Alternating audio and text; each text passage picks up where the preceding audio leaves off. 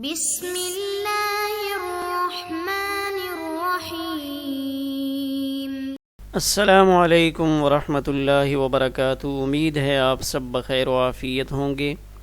آج ہم صحاح ستہ کی عظیم المرتبت کتاب سنن ابن ماجہ کے سبق نمبر 2 کو پڑھنے جا رہے ہیں، اور ہمارے سبق نمبر 2 کا عنوان ہے مصنف رحمہ اللہ کا تعارف، اور یہ ہمارے سبق کا دوسرا حصہ ہے۔ اپنے آج کے سبق میں ہم کیا پڑھیں گے اس کے خلاصے پر ایک نظر ڈالتے ہیں۔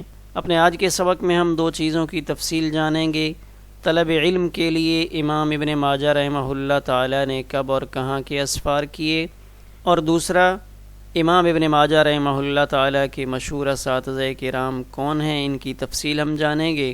چونکہ ہمارا سبق نمبر 2 سبق نمبر 1 سے پیوستہ ہے، اور سبق نمبر 1 میں بھی ہم نے امام ابن ماجہ رحمہ اللہ تعالی کے حالات پڑھے ہیں، تو ایک نظر ہم اپنے گزشتہ سبق کے خلاصے پر ڈالتے ہیں۔ اپنے گزشتہ سبق میں ہم نے یہ 6 چیزیں پڑھی ہیں: نام و نسب، امام ابن ماجہ کی تاریخ پیدائش اور وفات، لفظ ماجہ کی تحقیق، آپ کی نسبت ربعی سے متعلق کچھ تفصیل، آپ کے علاقے قزوین کی وضاحت، اور آپ کا خاندان۔ اپنے آج کے سبق میں ہم امام ابن ماجہ رحمہ اللہ تعالی کے علمی سفر کی ابتدا اور سفر کے علاقے، ان دونوں چیزوں کی تفصیل جان رہے ہیں۔ تو سب سے پہلے ہم دیکھتے ہیں کہ امام ابن ماجہ رحمہ اللہ تعالی کے علمی سفر کی ابتدا کب ہوئی۔ وَأَمَّا رِحْلَتُهُ، یہاں سے آپ کے علمی سفر کی طرف اشارہ کیا ہے۔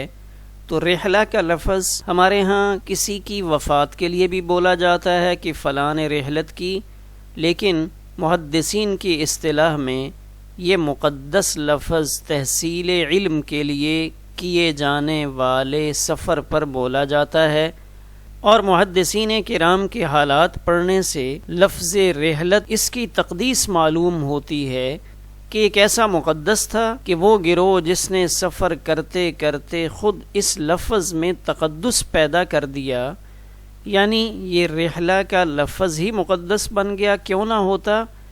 اس لیے کہ کتاب و سنت میں اس مبارک سفر کی ترغیب اور تاکید موجود ہے، اور قرآن مجید میں اسی علمی سفر کی طرف اشارہ کیا گیا ہے کہ سیدنا موسیٰ علیہ السلام نے مجمع البحرین تک سفر کیا تھا۔ اب یہاں حضرت امام ابن ماجہ رحمہ اللہ تعالی کے علمی سفر، اس کی ابتدا کا تذکرہ کیا جا رہا ہے، چونکہ امام ابن ماجہ رحمہ اللہ تعالی کے ابتدائی زندگی کے حالات پردہ خفا میں ہیں۔ اس لیے محدثین کرام نے یہ بات ذکر کی ہے کہ امام ابن ماجہ رحمہ اللہ تعالی نے طلب علم کے لیے اپنے علاقے قزوین کو جو چھوڑا ہے وہ 230 ہجری کے بعد کے اسفار ہیں، اس سے پہلے کے اسفار نہیں ہیں۔ اس سے پہلے امام ابن ماجہ رحمہ اللہ تعالی نے اپنے علاقے قزوین کے محدثین سے ہی تحصیل علم کیا، اور اس وقت قزوین میں بہت سارے محدثین موجود تھے۔ ان میں حضرت ہارون ابن موسیٰ ابن حیان تمیمی، محمد ابن ابی خالد ابو بکر قزوینی وغیرہ ان کے نام ذکر کیے جاتے ہیں۔ بہرحال امام ابن ماجہ رحمہ اللہ تعالی کے علمی سفر کی ابتدا 230 ہجری سے ہے۔ امام ابن ماجہ رحمہ اللہ کی تاریخ پیدائش آپ کے ذہن میں ہوگی کہ 209 ہجری میں پیدا ہوئے، اور 230 ہجری کے بعد آپ نے اسفار کیے ہیں، گویا کہ 21 سے 22 سال کی عمر میں آپ نے تکمیل فن کے لیے ان علمی اسفار کو اختیار کیا۔ ایک اور حوالہ اسی سے متعلق دیکھتے ہیں۔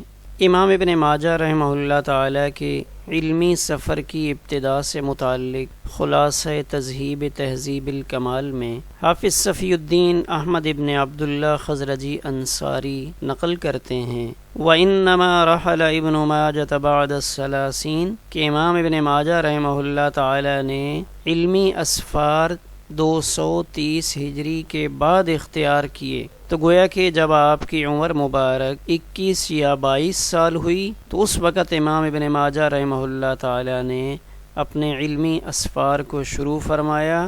اس سے معلوم ہوتا ہے کہ اس سے پہلے آپ نے اپنے علاقہ کے محدثین سے علم حاصل کیا۔ اس سے پہلے آپ نے اپنے علاقے سے باہر کا کوئی سفر علم کی نیت سے اختیار نہیں فرمایا۔ اب ہم دوسری چیز یہ دیکھتے ہیں کہ امام ابن ماجہ رحمہ اللہ تعالی نے کون کون سے علاقے ان کی طرف سفر کیے. تو یہاں وقال سبت ابن الجوزی ان کے حوالے سے یہ بات نقل کی ہے، رحل ابن ماجہ الی مکہ والبصرۃ والکوفۃ وبغداد والشام ومصر والری، کہ امام ابن ماجہ رحمہ اللہ تعالی نے ان علاقوں کی طرف سفر اختیار فرمائے، مکۃ المکرمہ، بصرہ، کوفہ، بغداد، شام، مصر اور رے. حافظ ابن کثیر نے البدایہ والنہایہ میں امام ابن ماجہ القزوینی ان کے احوال میں یہ بات تحریر فرمائی ہے کہ ارتحل، امام ابن ماجہ رحمہ اللہ تعالی نے رحلت فرمائی یعنی علم کے لیے کوچ کیا، الی العراقین و مصر و شام، عراقین کی طرف. عراقین سے مراد کوفہ اور بصرہ، یہ دو علاقے ہیں، ان کو عراقین سے تعبیر کیا جاتا ہے، مصر اور شام.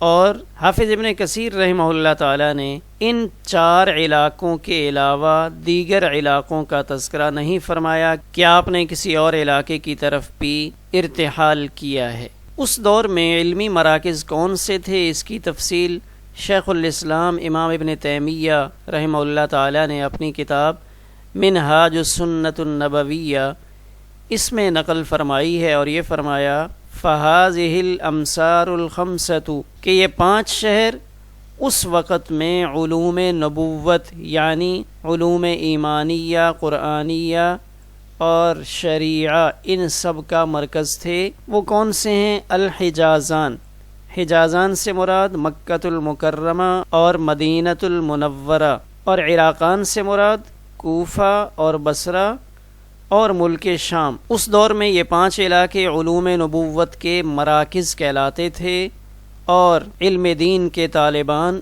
ان 5 علاقوں کی طرف متوجہ ہوا کرتے تھے. امام ابن ماجہ رحمہ اللہ تعالیٰ کے علمی اسفار، امام ابن ماجہ رحمہ اللہ تعالیٰ کے علمی اسفار، اس نقشے کے اندر ہم دیکھتے ہیں کہ امام ابن ماجہ رحمہ اللہ تعالیٰ نے اپنے آبائی علاقے قزوین سے کہاں کہاں کے اسفار یہ اختیار فرمائے. تو یہاں آپ دیکھتے ہیں کہ اس قزوین سے امام ابن ماجہ رحمہ اللہ تعالیٰ نے قزوین کے قریب یہ علاقہ رے، اس کی طرف سفر اختیار فرمایا، اور پھر یہاں بصرہ آپ کو دکھلائی دے رہا ہے کہ بصرہ کی طرف آپ نے سفر کیا. یہاں شام آپ کو دکھلائی دے رہا ہے کہ شام کی طرف سفر اختیار کیا. پھر شام سے مصر، یہ فسطاط کا علاقہ ہے، کہ اس علاقے کی طرف بھی آپ نے علم حدیث کو طلب کرنے کے لیے سفر فرمایا. اور پھر یہاں مصر سے واپس آتے ہوئے مدینۃ المنورہ، اور پھر مدینۃ المنورہ سے مکہ مکرمہ تشریف لائے، اور پھر یہاں مکہ المکرمہ سے دوبارہ بصرہ، اور پھر بصرہ سے دوبارہ قزوین میں پہنچے. تو یہ آپ کے اسفار کا ایک نقشہ ہے. بظاہر اس نقشے میں تو یہ مختصر اسفار دکھلائی دے رہے ہیں، لیکن ہم اس کی تفصیل کی جانب بڑھتے ہیں کہ یہ اسفار موجودہ زمانے میں کتنے طویل دکھلائی دے رہے ہیں. سب سے پہلے ہم دیکھتے ہیں کہ قزوین سے مکہ مکرمہ کا درمیانی فاصلہ. تو آپ حیران ہوں گے کہ یہاں قزوین سے لے کر مکہ مکرمہ تک کتنا طویل سفر ہے کہ 31 گھنٹے 2709 کلومیٹر تقریباً بنتا ہے کہ آپ نے قزوین سے مکۃ المکرمہ زادہ اللہ تشریفاً و تکریماً کا سفر اختیار فرمایا. یہ آپ کا سب سے طویل سفر ہے. اسی طرح ہم قزوین سے بصرہ کا درمیانی فاصلہ دیکھتے ہیں تو یہ فاصلہ ہمیں 1017 کلومیٹر سے کچھ اوپر دکھلائی دیتا ہے. قزوین سے بغداد کا درمیانی فاصلہ جب ہم دیکھتے ہیں کہ یہاں قزوین ہے اور یہ بغداد ہے تو یہ فاصلہ 801 کلومیٹر سے کچھ اوپر ہمیں دکھلائی دے رہا ہے. قزوین سے شام کا درمیانی فاصلہ تو قزوین سے لے کر شام تک 1119 کلومیٹر کی مسافت ہے جو حضرت امام ابن ماجہ رحمہ اللہ تعالی نے اس دور میں طے فرمائی. اسی طرح ایک اور طویل سفر قزوین سے مصر کا ہے کہ قزوین اور مصر کے درمیان جو فاصلہ ہے وہ 2094 کلومیٹر ہے. تو ان اسفار سے آپ اندازہ کر سکتے ہیں کہ یہ مقدس ہستیاں تحصیل علم حدیث کے لیے کتنی مشقت برداشت کیا کرتی تھیں۔ تو یہ رحلہ یعنی علمی سفر ان حضرات کے نزدیک تکمیل فن کے لیے بہت زیادہ اہمیت کا حامل تھا۔ جیسا کہ اپنے سبق کے شروع میں عرض کیا تھا کہ ہم اپنے آج کے سبق میں دو باتوں کی تفصیل جانیں گے۔ ایک تو امام ابن ماجہ رحمہ اللہ تعالی نے طلب علم کے لیے کب اور کہاں کے اسفار کیے، اور دوسرا امام ابن ماجہ رحمہ اللہ تعالی کے مشہور اساتذہ کرام کون کون ہیں۔ اب ہم اپنے سبق کے اس دوسرے حصے کی تفصیل کی جانب بڑھتے ہیں۔ آپ کے مشائخ عظام، تو یہاں آپ دیکھ رہے ہیں کہ اس شرح کے مؤلف شیخ محمد امین الحرری، انہوں نے یہ تحریر کیا ہے کہ آپ کے مشہور اساتذہ کرام 24 ہیں، 24۔ اگرچہ انہوں نے یہ جملہ لکھا ہے کہ جملۃ مشائخہ، کہ آپ کے تمام اساتذہ کرام کی تعداد 24 ہے، لیکن اگر اس زمانے کے محدثین کے احوال کو پڑھا جائے تو ایسا معلوم ہوتا ہے کہ اس وقت کے محدثین، ان کے مشائخ اور اساتذہ کی تعداد بہت زیادہ ہوا کرتی تھی۔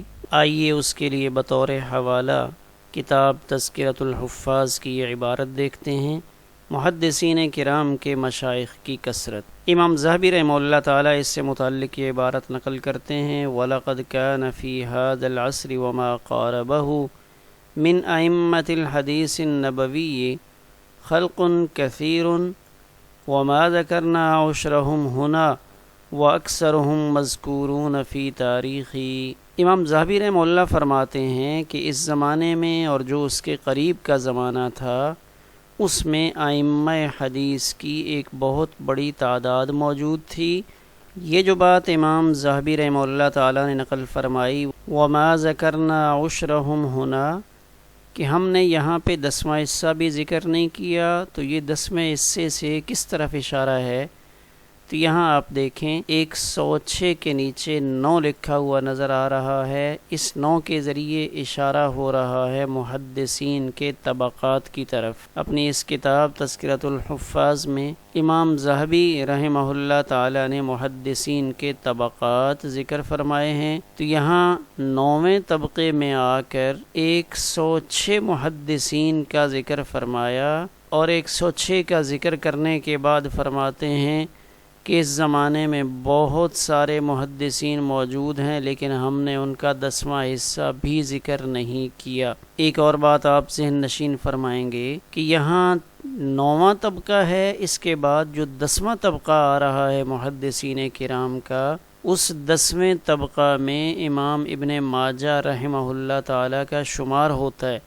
گویا کہ یہ طبقہ نمبر 9 امام ابن ماجہ رحمہ اللہ تعالیٰ کے اساتذہ اور مشائخ کا طبقہ ہے۔ اس طبقہ کے ائمہ یہ امام ابن ماجہ رحمہ اللہ تعالیٰ کے اساتذہ کرام میں شامل ہیں۔ اب اس دور کے محدثین بہت سے اساتذہ کرام سے احادیث پڑھا کرتے تھے، لکھا کرتے تھے، روایت کیا کرتے تھے۔ اس کے لیے بطور حوالہ ہم 2 عبارتیں دیکھتے ہیں۔ محدثین کرام میں امام بخاری رحمہ اللہ تعالیٰ کے مشائخ، یہاں علامہ ذہبی رحمہ اللہ تعالیٰ نے جہاں امام بخاری رحمہ اللہ کا ترجمہ قائم کیا ہے، تذکرۃ الحفاظ میں یہ عبارت نقل کی ہے، وعن البخاری قال کتبت، کہ میں نے 1000 سے زیادہ اساتذہ سے احادیث لکھی ہیں۔ دوسرا حوالہ بھی ہم کتاب تذکرۃ الحفاظ سے لیتے ہیں کہ اس میں مشہور محدث امام ابو داؤد طیالسی، جن کی مسند مشہور ہے، وہ یہ فرماتے ہیں، یقول کتبت عن 1000 شیخ، کہ میں نے 1000 سے زیادہ اساتذہ سے احادیث لی ہیں۔ تو ان 2 حوالوں سے ہمیں اندازہ ہو جاتا ہے کہ اس زمانہ میں محدثین کرام کے اساتذہ کی تعداد ہزاروں میں ہوا کرتی تھی۔ تو یہاں بھی امام ابن ماجہ رحمہ اللہ کے 24 اساتذہ کرام کا تذکرہ ہے، تو بظاہر ایسا معلوم ہوتا ہے کہ جو زیادہ مشہور اساتذہ کرام ہیں ان کا تذکرہ یہاں پہ کیا گیا ہے۔ پھر یہاں ان مشائخ کا تذکرہ علاقے کے اعتبار سے ہے، مشائخہ بدمشق، دمشق میں آپ کے اساتذہ کرام، اور حمص میں اور مصر میں اور عراق میں اس زمانہ کے علمی مراکز میں جو مشہور محدثین تھے ان کا تذکرہ کتابوں میں موجود ہے۔ تو آئیے ہم بھی یہاں کچھ محدثین کا تذکرہ دیکھتے ہیں جن کا شمار امام ابن ماجہ رحمہ اللہ تعالیٰ کے اساتذہ کرام میں ہوتا ہے۔ سب سے پہلے ہم مکہ مکرمہ زادہ اللہ تشریفاً و تکریماً میں امام ابن ماجہ رحمہ اللہ تعالیٰ کے اساتذہ کرام کو دیکھتے ہیں۔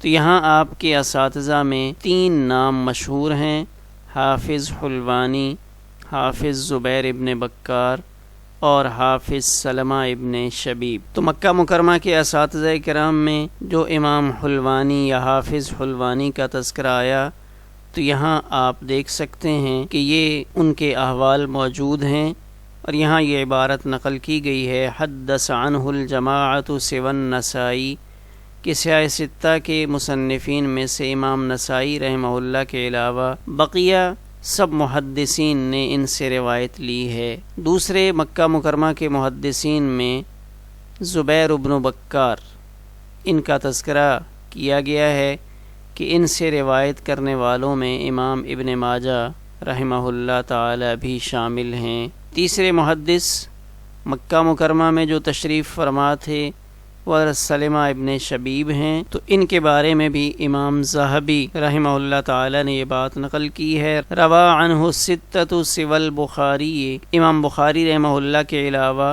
باقی 5 ائمہ نے ان سے روایت نقل کی ہے۔ تو یہ 3 اساتذہ کرام مکہ مکرمہ کے معروف ہیں جن سے امام ابن ماجہ رحمہ اللہ تعالی نے حدیث روایت کی ہے۔ امام ابن ماجہ رحمہ اللہ تعالیٰ کے دیگر اساتذہ کرام کا تذکرہ ہم انشاءاللہ اپنے آئندہ سبق میں پڑھیں گے۔